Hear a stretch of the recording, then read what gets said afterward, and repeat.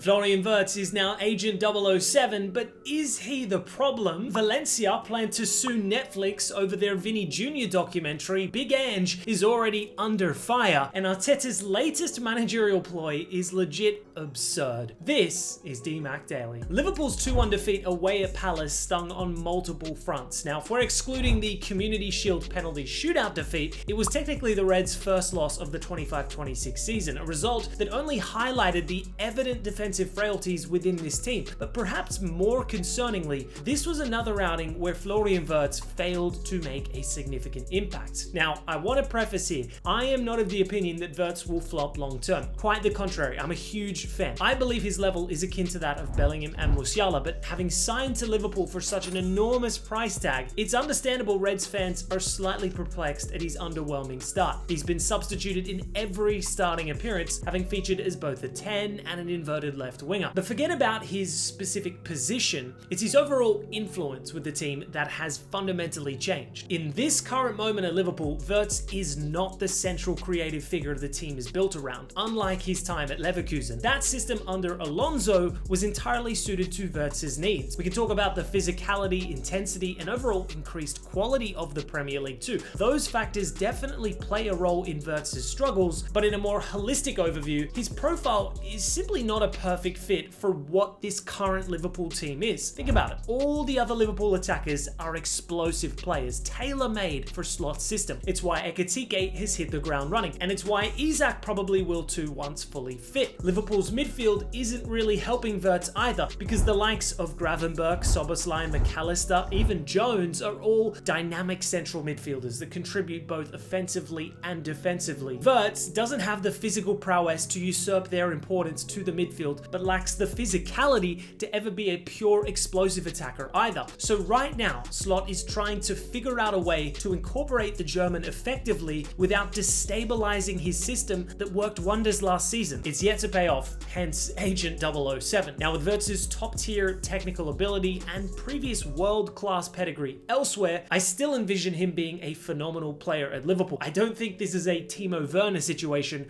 but until there's a drastic improvement, he will be hounded by an unforgiving media ecosystem. Moving to La Liga, and a crazy situation involving Vinny Jr., Netflix, and Valencia has emerged, with the Spanish club filing a lawsuit against Netflix, claiming falsehoods were made against them in a documentary involving the Brazilian star. The film itself traces Vinny's journey in football from the streets of Brazil to Flamengo and then Madrid. It also extensively covers the theme of racism in Spanish football, one of which was a notorious away fixture at the Mestalla Stadium against Valencia. On that day, Vinny was subject to racist chants by various members of Valencia's crowd, which led to a first ever criminal conviction for 3 identified fans who were handed 8-month prison sentences along with a 2-year stadium ban. Now, Valencia admit that racist incidents took place that day. However, they are incensed about a segment of the film, showing a video of a large group of Valencia fans chanting at Vinny with the transcription as mono,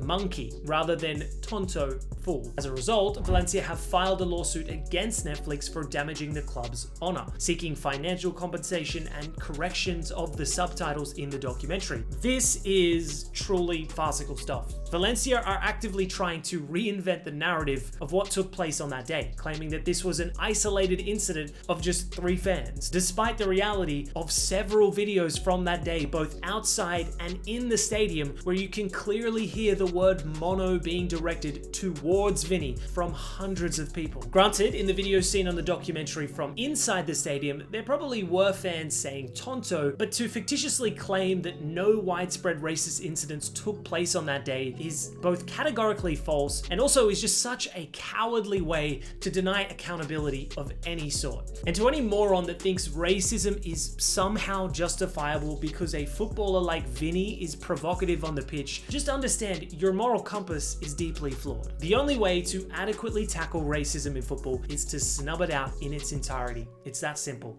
Heading back to the Prem, and Ange Postecoglou, my Greek Aussie king, hasn't had the best of starts to his Nottingham Forest career. 0 wins in his opening 5 games in charge, which included a disastrous Carabao Cup exit away to Championship club Swansea, and the latest loss, a 1-0 defeat at home to newly promoted Sunderland. Granted, he's only been in charge for a little over 2 weeks, and has taken over a manager whose playing style was diametrically opposed to Ange's. I don't think anyone expected this team to gel overnight, but there is a legitimate concern for Forest fans that this appointment was the flat-out wrong one to make. Nuno Espírito Santo achieved tremendous success, taking them from a relegation battling side to 7th place and European football. His philosophy was dependent on defensive solidity, quick transitions, and counter-attacking prowess. Ange, however, is looking to implement an attacking, possession-based game with an emphasis on pressing high and building out from the back. The problem is that he may not have the immediate personnel to accomplish this. More so, there are various criticisms that his methods are simply inefficient. Despite winning last season's Europa League, Spurs also finished 17th in the Premier League. Now, I don't hold such a critical assessment of Ange just yet, and this is due to his entire managerial legacy prior to Spurs, one that has been defined by long-term success. But I do think that this season will define what people think of him as a manager. He won't survive another Spurs situation. His first 5 games in charge haven't been great in multiple metrics. Obviously, results-wise, yet to keep a clean sheet. Their talisman Chris Woods is facing a cold spell in front of goal, and collectively, they're struggling to convert chances in the Premier League. However, the data tells us that in 4 of the 5 games in charge, Ange's teams have created more opportunities than their opponents. If they can start putting these chances away, results should inevitably improve. Starting with their next fixture, a home Europa League clash against Midtjylland. Moving to another Premier League manager, and Mikel Arteta might just be insane. The Spanish coach is known for implementing some pretty strange ideas and tactics to inspire his team. There was, of course, the iconic light bulb team talk, one that he hoped would emphasize connection and energy. He previously hired a professional pickpocketer during a team dinner to teach alertness. He brought a dog named Win to Arsenal's training ground to foster a family environment, and even blasted Liverpool's "You'll Never Walk Alone" anthem at training to prep the players for the atmosphere. All very interesting concepts, but his latest shenanigans may just be the pick of the bunch. Speaking at the Lead Better, Live Better Summit in London, Arteta was asked about leadership and communication improvements, to which he bizarrely stated, "So the British fighter planes, for example, I will get in touch with those guys, how they communicate, because that is life or death. I'm sure they won't use 20 phrases or 20 words if there is one word." Interesting. Seems a little extreme comparing a fighter pilot communicating in a life or death scenario to that of a footballer's communication requirements. Like, I get it, short, sharp, and clear messaging is crucial in football. It just feels very corporatized, very LinkedIn, very corny, which is kinda on brand for Arsenal, aka the Top Gunners. Now for some quick fire football news, and Marc Bernal signs a new contract with Barcelona till 2029 with an updated release clause at 500 million euros. Having returned from his ACL injury, the 18-year-old midfielder is set for an increased role in the 25-26 season and beyond, another special talent to come through the esteemed La Masia Academy. Meanwhile, Arsenal just committed William Saliba to the club for a further 5 years. Real Madrid won't be happy with this news, but Gunners fans will be buzzing, no doubt. Jose Mourinho called himself the biggest one, highlighting how his 4 league titles with the Blues make him the biggest or most successful manager in the club's history. What a return that's set to be this week when Benfica traveled to Stamford Bridge. Elsewhere in London, and Ole Glasner spoke out on the rumours linking him with the Man United job, stating, "I'm aware of the rumours, but that's all they are. I'm staying neutral and completely calm, concentrating on my daily work with the players and staff, and simply trying to enjoy it." Which to me translates to, I am definitely interested if that job becomes available. I have no idea if anyone can salvage United at this point, but if there were someone on paper, it'd probably be him. Anyways guys, that's all for today's DMAC Daily. Thanks as always for watching, and I'll catch you tomorrow.